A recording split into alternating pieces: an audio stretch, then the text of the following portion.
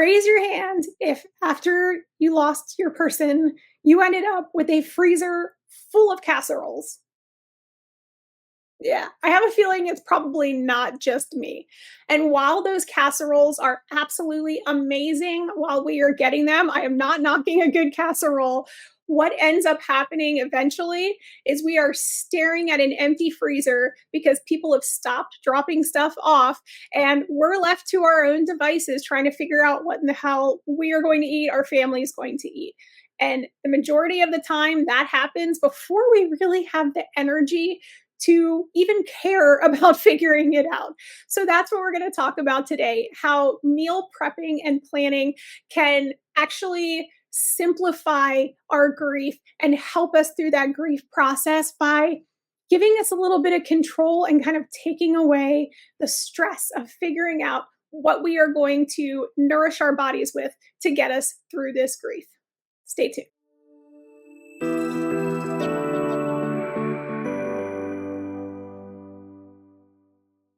When it comes to grief, meal planning and prepping can be a lifesaver.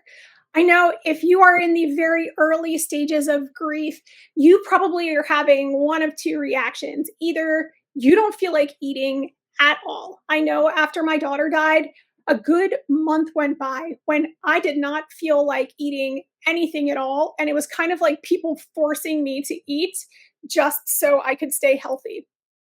You need to eat something. But then after that, some people have the opposite reaction where they are just shoveling in all of the things, kind of eating comfort foods to get them through their grief. Can't stop eating. I actually tended to kind of swing back and forth between the two. I didn't eat that much at all for the first month because I was just in freaking shock. But then after the shock started wearing off, I definitely am someone who turns to food as like a comfort. So I started eating casseroles because that's what my freezer was full of. So I was just shoving down these casseroles and honestly just doing what was easy, driving through the drive-through, stuff that was low energy. That's what we want to try to avoid doing with the meal prepping and planning.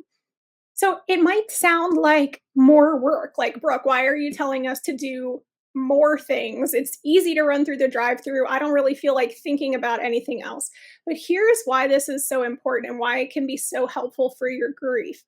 Your body needs nutrition when you are grieving. Grief is effing hard. It is hard work. Your body and your brain are going through so much that you need good nutrition in your body to nourish it and get through that process.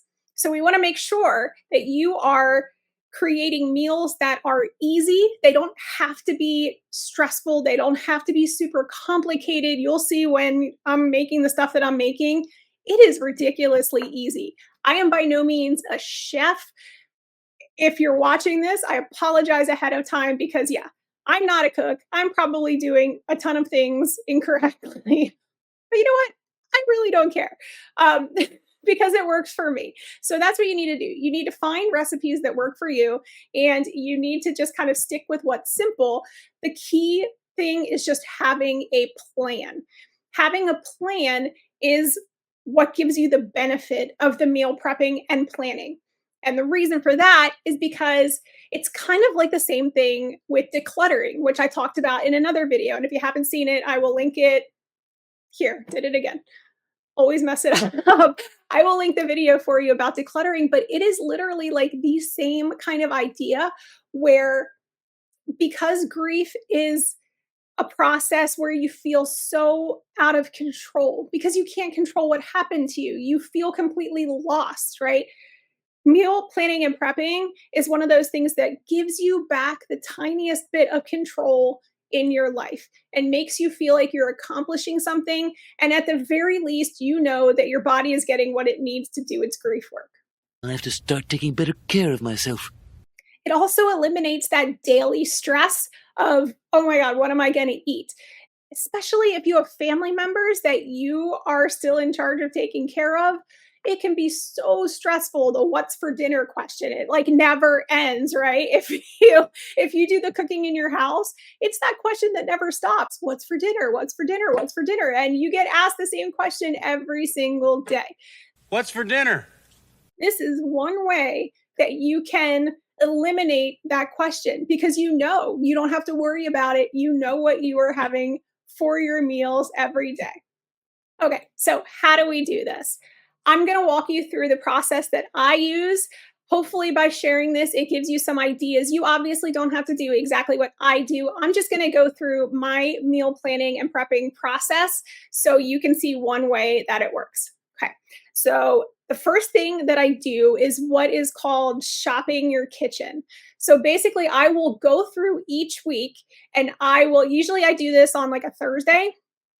I will go through my freezer, my fridge, and all of my cabinets, and I will see what foods I have left in there. And then comes the fun part. And it sounds weird to say it's fun. For me, it's kind of fun. If you've ever seen the TV show Chopped, I kind of treat it like that. I look for all of the ingredients I have left in my house, and then I try to think of things that I can make with what I have left. So, for example, last week I had some ground beef left over that I'd already cooked and put in my freezer. I had macaroni noodles. I had diced tomatoes that I just put in my food processor and processed. I had taco seasoning. So I basically had all of the stuff that I needed that I just created a random like taco macaroni casserole in the crock pot. And I actually filmed this entire video last week and filmed myself making all of the food. And then when I went to watch it back, realized that my microphone did not record a single freaking thing that I had done. So talk about stressful. That was awesome. Anyway, so that was last week. So I'm not making that again. But it was one of those things where I literally had every single ingredient. I hadn't planned on making that meal. But when I went through, I figured that was something I can make with what I had. So there's an example. Once I am done kind of figuring out what I have and figuring out what I can make from it, I really enjoy searching through recipes. You might not. It's kind of therapeutic for me in a weird way. This is what I use. I have a recipe binder, and this has all of my like tried and true recipes that I really like. I have them, I usually just print them out from the internet, and then I'll show you. I print them out and then I put them in these like laminated pouches that have 3-hole punches. And then I just put them in this binder. And that way I have them and I just keep the recipes that went really well that I know that I liked. Lately I've been into like depression era recipes, not depression like I'm sad depression, although they would work for that too. Depression like the Great Depression, because I am on a very tight budget right now. And I'm trying to save money for my book. So I am trying to create meals that are very, very budget friendly. That is the other thing that is awesome about meal planning and prepping is how much it helps your budget. It can save you so much money. I don't know if you've been in a grocery store lately, but holy crap, like it's so expensive right now. So by figuring out what you already have and using that up, 1, nothing goes to waste. 2, you don't have to buy as many ingredients for your meals. So once you figure out where you're going to make, then what I do next is I always make a list. So make a list of everything that you need to buy. Never shop without a list. That can be a freaking disaster. It took me a long time to figure that out. So then I go shopping with my list and I really try to stick to only picking up what I need. After you get all your groceries back, you put them away. You want to designate whatever time is the best for you to actually prep your meals. So for me, that is Saturdays and Sundays because that's when I'm not working full time. And it doesn't take me all day Saturday and all day Sunday. Typically what I do, because of my tiny house, my stove and my oven are actually smaller than a normal one. So I've been making a lot of stuff in the crock pot. So I'll typically make like 1 crock pot meal on a Saturday. So it's not like I'm cooking all day. I'll like throw it in the morning, let it cook all day. And then that meal will be done Saturday night. I'll put it into containers, put it in the fridge, and then I'll make a different crock pot meal on Sunday. And those will be like my 2 big meals usually that I make. Just as a side note, I also, when you watch in a second what I'm prepping, it's not just for me. I actually meal prep for my 21-year-old son, Max. 21. He just turned 21. Like, how do I have a 21-year-old? I have no idea. But Max just turned 21. He works a full-time job, and he actually gives me some money to get the groceries to help meal prep for him for the week, because that saves him money and it keeps him healthier, because that way he doesn't have to go out to, like, we have Sheets near us. I don't know where you are, but go out to a convenience store or run through McDonald's drive-thru or whatever. So it's better for his wallet and his health. So I am happy to do that for him, because it makes me feel like I am still a mom. I don't know if that's dumb, but I love doing it because I feel like I'm still momming, and that makes me feel happy. So, and then it's time to prep. So that's what I'm going to get into now. I am going to kind of walk you through my meal prep process. Again, I am stressing, I am not a chef. I'm not a nutritionist. I do not do everything like organic and wonderful. So please don't come at me in the comments. I am literally just a grieving mom trying to make things easy on myself and trying to help feed my kids. So with that said, let's get into the prep. Okay, so I'm starting out with these epic Cinnabon muffin kits that I found at my discount grocer. So I am just following the instructions. It was only like $1 for that box, so I was super excited and figured, what the heck, I'll give it a try. So I am just mixing up the ingredients. It was a little bit of a pain because you had to divide everything into 3 bowls and then mix it up separately, but it is what it is, and it was fine. And they turned out really delicious. They had like that cinnamon going in the middle, so it was a cinnamon filling. I usually like to make something like this that I can just carry with me to work on my way there, and I kind of eat it in the car on the way to work. If I eat anything, a lot of times I just have my coffee. Next I was making Rice Krispie treats. This is just kind of like a special treat I like to send along with my son for his meals. So just the typical Rice Krispie treat directions, except I always put in extra marshmallow because I like mine extra gooey. And you'll see here in a second my trick. It's kind of well, I told you I'm not a chef, so I don't know if this is a proper way to do it, but I did wash my hands first, as you can see, and then I slather them with butter. So I'm putting butter all over my hands, and that is what I'm using to smash everything down. So yes, learned that here. I love Rice Krispie treats. Taking a little break, I was waiting for the muffins to cook before I took them out. And then when they came out of the oven, I put the icing on those. It was like a really good cream cheese icing. All right, next thing I started on was meatloaf. So I'm chopping up some celery and onion into really tiny bits to go into that.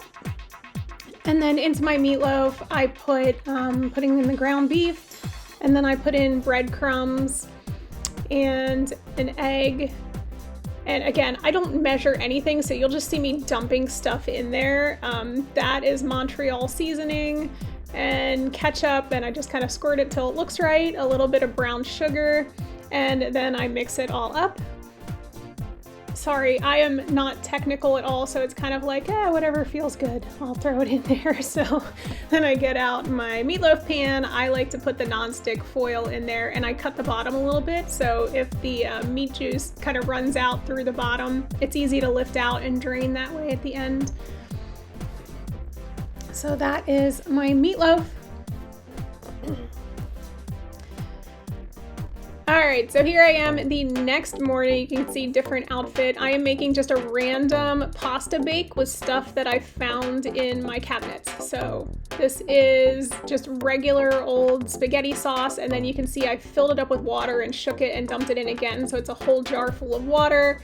Then I put in some dried peppers, and I put in some Italian seasoning. And now I'm eating a muffin and drinking coffee with my coffee warmer that I just got that is amazing. And now I am making some fruit and yogurt parfaits with just vanilla yogurt and blueberries and granola. My son really loves those. Okay, so I completely messed up filming this part. There was a power outage and I didn't realize it. These are breakfast bombs. They are flaky layer biscuits smashed down, and you put in eggs and American cheese and bacon and roll them up into a ball and then bake them. My son loves them to death. They're one of his favorite breakfasts. All right, now I'm just dumping the pasta into the same meatball stuff I made before, and I'll let that cook. And now I am making one of my favorites. My son doesn't like this, but this is for me. So this is overnight oats. I put in oats, and that was coconut. And now I'm mixing up peanut butter and a little bit of vanilla and mixing that all together. And then I actually use, I'll show you here in a second. I usually use a chocolate protein shake, but I didn't have one. So I used a Cappuccino Delight Slim Fast and dumped that in, which it works. Oh, I also put in some chia seeds in there too. And then I just throw them all into those little containers and I top them with chocolate chips, mix it all around, and then let that sit in the fridge. They last for almost a week. They're delicious. All right, here I am making the topping for the meatloaf. So it's just brown sugar and ketchup. And then I bake that a little bit longer. And here I am making one of my all-time favorite snacks, deviled eggs. I love deviled eggs. They're actually really good for you. The only thing I put in mine, I just put the yolks and I put a little bit of mayonnaise and a tiny little bit of sugar, and that is all I put in it because I don't like mustard. And then I just fill them up and oh my gosh, so yummy. Full of protein. All right, so this is what the pasta looks like when it is finished. So I just dished that up into 4 separate containers, and now I'm topping it with mozzarella. Oh, it's an Italian cheese. And there are the breakfast bombs all baked. So good. I'm gonna cut into one here so you can see, since I messed up the filming of it. That is what the inside looks like, and it's so good. Okay, so here I am just starting to plate up what's gonna go with the meatloaf, even though the meatloaf is still cooking. I just used leftover Bob Evans mashed potatoes that I had because I freaking love Bob Evans mashed potatoes, and some corn. And then here I had made some tuna salad with some of the leftover celery and onion that I had, and I just put that in a dish with 2 cans of tuna and some mayonnaise because my son and I both like tuna fish. And yeah, so then I put some Triscuit crackers in there with that, and I sliced up some oranges to go along with it as well. So here is the final product. So we've got the deviled eggs, the Rice Krispie treats all bagged up. The meatloaf went in with the corn and mashed potatoes, and then the pasta dish with the mozzarella cheese, the tuna, Triscuits, and oranges, the overnight oats and the parfaits there on the right, the cinnamon roll muffins, which turned out pretty good, not my favorite, the breakfast bombs, and yeah, that is the meal prep for the week. There she blows. So that is for both me and my son. Okay, so those were my meals. I really hope that you found this helpful. Just kind of keep in mind, if you're looking at it the right way, and if you have the right mindset, food does not have to be just food. Food can be therapeutic. I try to enjoy the process. I try to put on a playlist and, I'll catch myself dancing around the kitchen, jamming out. I, most of the time, listen to audiobooks, and that makes the time go really fast, just listening to those stories while you are meal prepping. So I make it something that I really enjoy to do. I would love for you to let me know in the comments if any of these recipes or dishes looked good to you. Which one was your favorite? Is there one that you think you might try? Do you think you might try to start meal prepping a little bit more? Or if you have any tips and tricks for me that I left out, I am always open to more tips to help people with their grief. So join the community, leave a comment. It helps the algorithm, helps other people get to see my videos as well. If you liked what you saw, if you would consider subscribing, I would love that as well. Hit that subscribe button and I will be able to keep bringing you these videos. As always, I am sending you love and hugs. Now, go cook yourself up some comfort, and I'll see you guys next week.